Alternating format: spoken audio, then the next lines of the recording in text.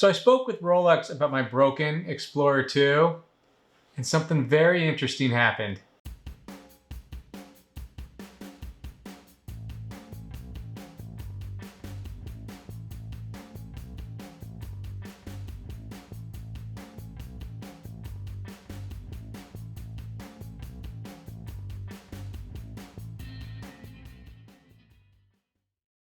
Thank you so much for checking out the channel. Welcome to part 2 of the ongoing saga of the broken Rolex Explorer II.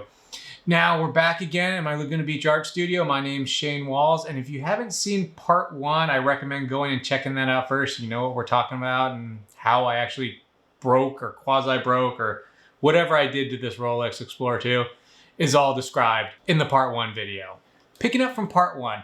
So I talked with Rolex, and they think it has something to do with the power reserve. Somehow, either that 3D scanner or something, the power reserve was affected on this watch. So they recommended me leaving it for the 70 hours, 3 days, let the power reserve wind down, and then bring it back into them.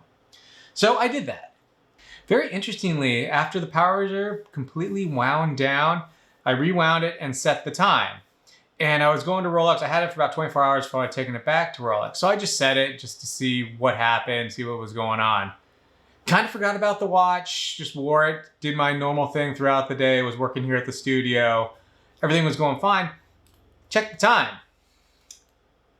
It was dead on. Wasn't slow, wasn't fast. The watch was back to dead on. So that's really, really kind of interesting. It's almost as if the watch fixed itself. Now that being said, I don't want to get ahead of myself because I hate to say it, there will be a part 3 to this video, but we'll touch on that in a little bit.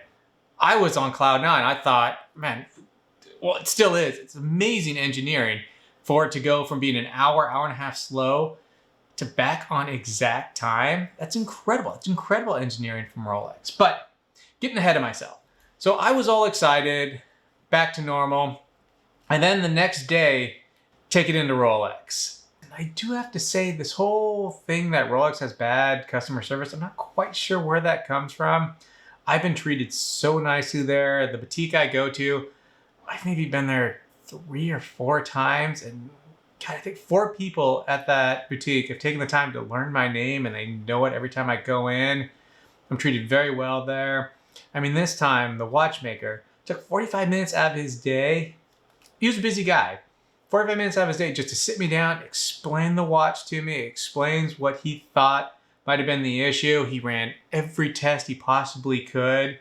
Miraculously, the watch is dead accurate and almost perfect. The engineering of Rolex, something was just a little off kilter, he said. And again, it's back to the power reserve.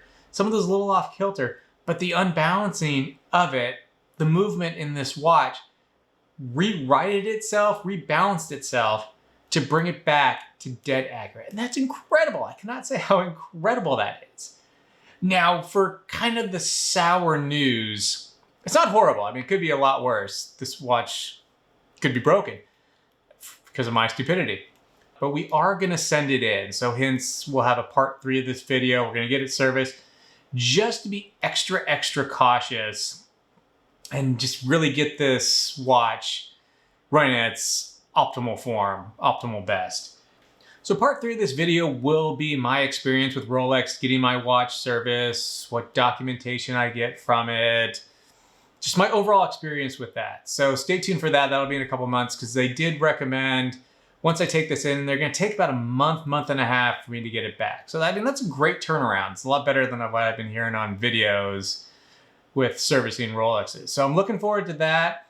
But until then, give me some down in the comments. I need a watch for my exploration here. Since my Explorer is going to go on a little bit of a vacation, spa day for it, to Geneva. Give me some stuff down in the comments. Which watch should I maybe purchase, maybe look into? Because I love my G-Shock, but I can't really use it in photography. It's just the lights. I have another video about that coming out soon. They'll explain all that. But I do need technically good, hardy watch. Maybe a Rolex, maybe an Omega. Something along those lines. But yeah, please leave something down in the comments. Have something on my wrist in the absence of my Explorer II. So in a few months' time, I'll have part 3 up of this video. Again, my experiences with servicing my Rolex watch. Thank you so much for watching. Much appreciated. Cheers.